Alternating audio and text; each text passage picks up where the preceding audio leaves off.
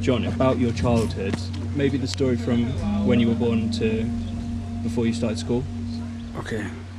My name is John Kiai, K-A-O-C-S, and I'm 23 years old. I was born in Isiela during the late 90s, and I was infected with malaria, and my mom thought that I will die, but I'm alive today.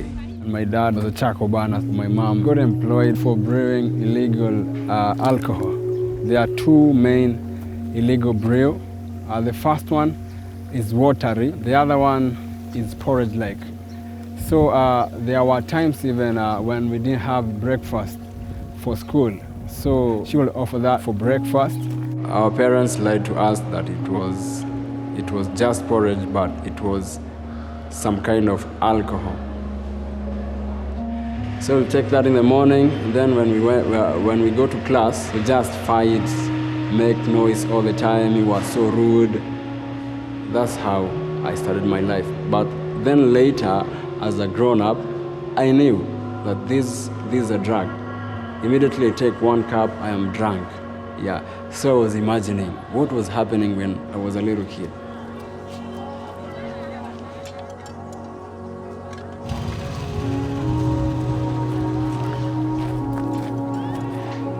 I was so angry for being poor. When I joined high school, our daddy, who was the one providing for us, married another wife. So now I'm in the street. And the norm is you have to steal to get it. I had to provide for my family, so I had to steal. I never had money. I had to turn wild. I joined a certain gang. We were stealing phones. This is the only option for me. Either I stab you, I hit you, I punch you, any other way. But so long as I'll have to get that phone, and I sell it and I get money. We started doing drugs together. I was fearless. That's why the gangs trusted me. I enjoyed it until one time I felt like, things felt just bad. I was called with my friend. Someone is delivering a certain bike. I guess it was stolen, so it was brought to Nairobi. I took the bike, we rushed to town. What I didn't know, there was a police patrol car. It was actually overtaking the other cars. So immediately I knew this one is not going to end well. I had, raise your hand up. For the first time in a long time, I closed my eyes and prayed to God. So the driver stopped the car and he pulled his pistol. And he came towards me, and I have never seen anything like that in my entire life. And he looked at me and he pulled the gun on me, on my head. My hand was up, and I don't know.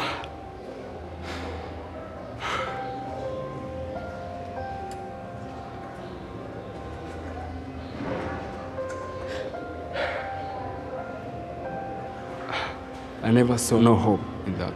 I knew the policeman, once they get you, they'll have to kill you. I prayed to God, and I was like, God, forgive me all of my sins. And then I waited. My hands was up, and I was waiting for that shot.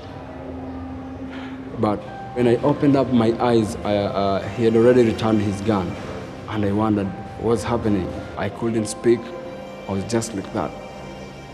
The policeman couldn't explain what just happened. She told us that we would have just killed you. We are not supposed to be carrying you in Newman. We were supposed to carry you in bags. We landed in the police station somewhere, and that's when I knew that we were not going to die that day. I was still worried. I knew they failed to kill us at first, so they want to kill us when we are now running on the street. Remember, this time, no one wanted to even speak with me. But this boy came and explained the entire scenario, and he told me, just go back home. God is watching, and there is God. So for the first time, I was like, there is God in heaven. So I just looked up in the sky, and I smiled. And I told God, I know I've been a bad kid, but today you've got me. I need you, God. If He will get me out of that situation. I'll never forget him. When I went home, I wanted to be different. Now I really need to change my life. I had these questions. I really needed to come to church, but it wasn't easy. If I'll just enter this church, everyone will be like, if this one is in church, then the devil is a Christian. And that was hurting me because I really needed church. Some voices will come into my mind and bring some pictures, all the scenarios where God had helped me and I am still unfaithful to Him. So that guilt will eat me up and I could even cry. I needed change, but I knew I couldn't do it alone. I don't know how it went, but this person came, he started asking us questions. That's when I was like, this person is going to help me. That person was Pastor Juma. Pastor Juma was using Alpha to reach us. I took his number and still asking questions. It took me around 2 to 3 months before I actually went to church. Pastor Juma changed my mindset. He made me felt like I am still useful and I'm still needed in the world. And he made me realize that there was a reason why God created me.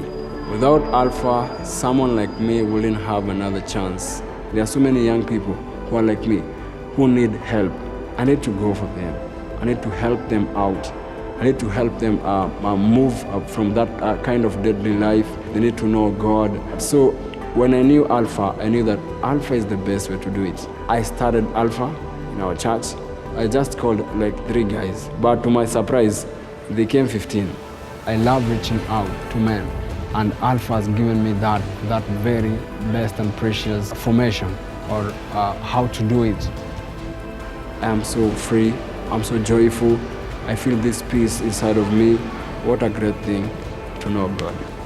Yeah, and I appreciate Alpha because it is through Alpha that someone like me got another chance to have a relationship with God. I'm OCS Yuleboy Aliokoka. That literally means that I am a son of God.